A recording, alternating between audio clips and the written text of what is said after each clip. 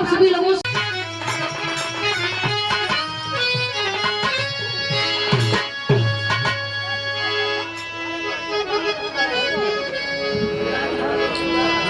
मैया के महिमा, मैया के महिमा,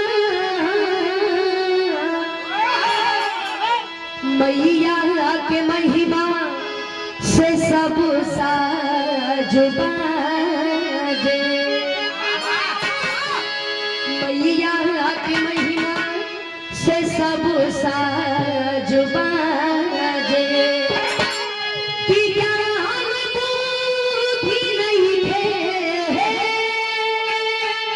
उमरिया है मैया,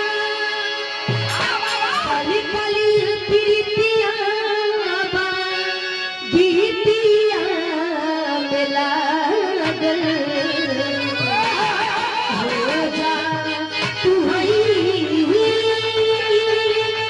सहैया है मैया, हो जा तू हई सहैया है मैया, हे मैया हो।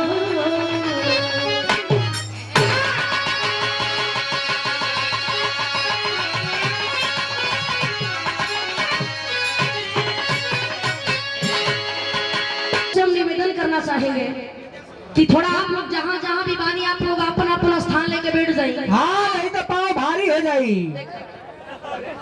एने कि हमने कलाकारों के पास ऐसे बढ़िया कोनो हथियार नहीं है। हाँ, हुआ बाकी देखावल ना जाई।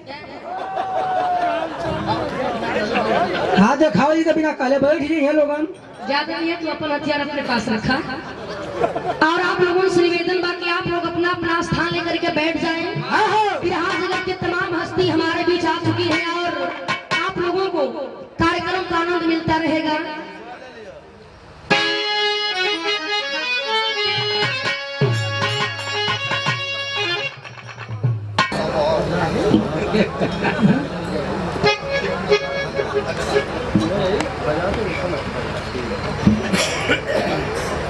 और मुझे भी सम्मान किया परम आदरणीय सम्मान किए हैं श्री कुमार यादव जी और साथ में दया शंकर यादव जी। भोजपुरी विरहा महोत्सव का स्मृति चिन्ह देकर के मां सरस्वती का स्मृति चिन्ह देकर के और सुंदर पुष्पहार है, सुंदर दुपट्टा और 200 रुपया देकर के सम्मानित करने का काम किए। बहुत बहुत आप सभी लोगों का मैं स्वागत करती हूँ, सम्मान करती हूँ। और हमारा विरहा समाज इसी तरह आगे की ओर बढ़ते रहे, यही हमारी दिल से कामना है। बहुत बहुत धन्यवाद।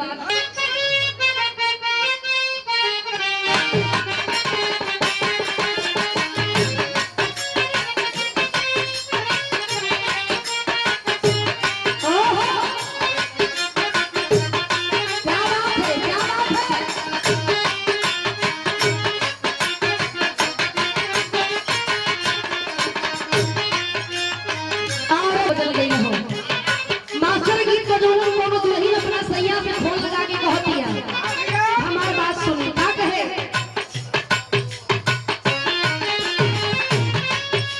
यही कहे सेठिया पे रोज रोज,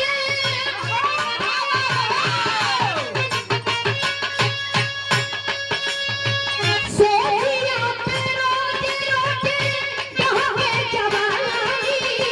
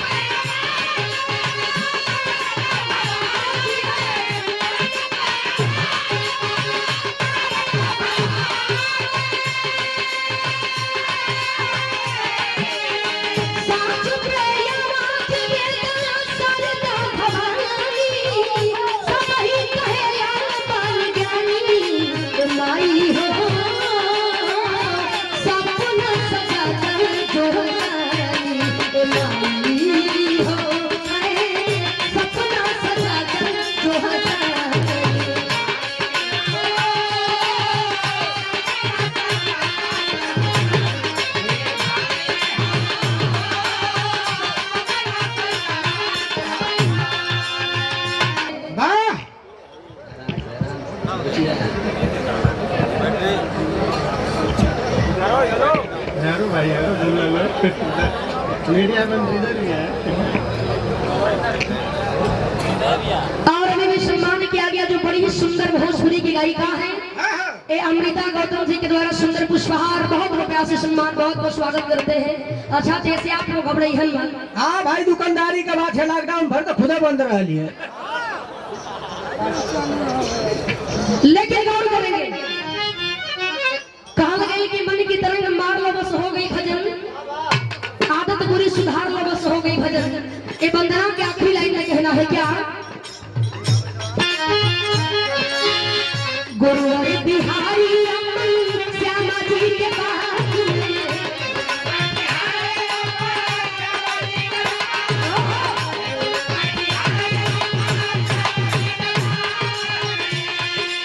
लाइन में कहना है क्या गुरुवर बिहारी श्यामा जी के